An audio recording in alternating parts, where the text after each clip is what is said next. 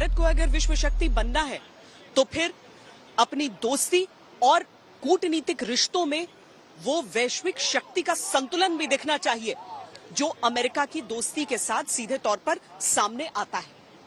प्रधानमंत्री नरेंद्र मोदी का अमेरिका दौरा इस लिहाज से भारत के भविष्य को भी तय करेगा। कैमरा पर्सन योगेंद्र सिंह के साथ श्वेता सिंह, न्यूयॉर्क, अमेरिका आज तक। यहाँ पर क्यों आने का ये दौरा इतना बड़ा क्यों माना जा रहा है? वो इसलिए माना जा रहा है क्योंकि अब तक अगर हम भारत के को अलग अलग परिस्थितियों में देखें, जंग की परिस्थितियों में देखें, 1971 के युद्ध को खास तौर से इस हिसाब से याद किया जाता है कि मदद की गुहार भी लगाई गई थी तो अमेरिका ने मदद की नहीं थी और साथ ही पाकिस्तान की मदद कर दी थी। उसके बाद 1999 के युद्ध को लेकर भी बुरे रिश्तों के उदाहरण दिए जाते हैं। लेकिन आज की तारीख में अगर प्रेडेटर ड्रोन्स जो केवल नेटो देशों को बेचा करता है अमेरिका, वो अगर भारत को देने को तैयार है या टेक्नोलॉजी का ट्रांसफर कर रहा है तो दोनों देशों के बदले हुए रिश्तों का बहुत बड़ा सूचक है। 15 years ago, Prime Minister Vajpayee stood here and gave a call to step out of the shadow of hesitation of the past. Today, our relationship has overcome the hesitations of history.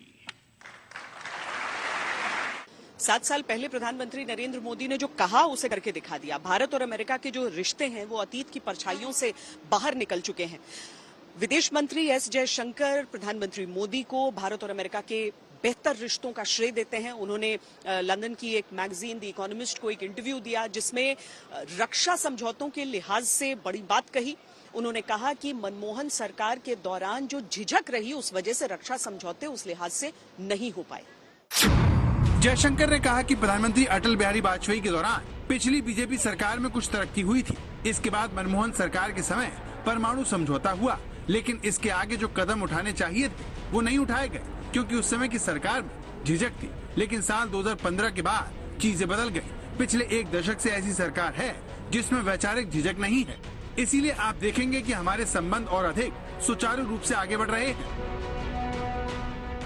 कई जानकारों का मानना है कि America से civil nuclear deal के लिए अपनी सरकार को दांव पर लगाने वाले मनमोहन सिंह अपने दूसरे कार्यकाल में रिश्तों को आगे बढ़ाने में उतने कामयाब नहीं रहे, जिसने दुनिया को चीन की तरफ देखने को मजबूर कर दिया, जिसका नतीजा एक आक्रामक और विस्तारवादी चीन के रूप में दुनिया को देखने को मिल रहा है। साल 1947 में आजादी के बाद भारत ने अमेरिका से दूरी बना ली। भारत के प्रथम प्रधानमंत्री जवाहरलाल नेहरू के नेतृत्व में भारत ने सोवियत संघ के खिलाफ शीत युद्ध में अमेरिका का साथ देने से इनकार कर दिया। साल 1961 में उन्होंने भारत को गुटनिरपेक्ष आंदोलन का हिस्सा बनाया, जो कि तटस्थ विकासशील देशों का समूह था। भारत ने अमेरिका से हथियार खरीदे, लेकिन जब 1971 में पाकिस्तान के साथ युद्ध हुआ तो अमेरिका ने हथियारों की आपूर्ति करने से मना कर दिया। इसके बाद भारत ने रूस की तरफ रुख किया। भारत और अमेरिका के रिश्ते कई दशकों तक इस इतिहास के बोझ तले दबे रहे, जिसमें से निकलने में काफी वक्त लगा और इसका फायदा चीन उठा ले गया। लेकिन जब अमेरिका को चीन के खतरे का एहसास हुआ तो उसने भारत का रुख किया और बात अब भारत को चीन के विकल्प के रूप में तैयार करने तक जा पहुंची है। कई विशेषज्ञ पीएम मोदी के इस दौरे की तुलना साल 1989 में हुए चीनी नेता डेंग जियाओपिंग के दौरे से कर रहे हैं, जिसने अमेरिका चीन के संबंधों को पूरी तरह से बदल कर रख दिया था। जियाओपिंग के अमेरिकी दौरे ने पारस्परिक आदान प्रदान और सहयोग के लिए वो दरवाजा खोल दिया, जिसने चीनी अर्थव्यवस्था को समृद्धशाली बनाने का काम किया। ये यात्रा चीन अमेरिका संबंध सामान्य होने के 1 महीने से भी कम समय में हुई थी। चीन समेत सारी दुनिया की नजरें अब मोदी और बाइडेन की मुलाकात पर लगी है, जिसमें होने वाले समझौते दुनिया को बदलने वाले साबित होंगे।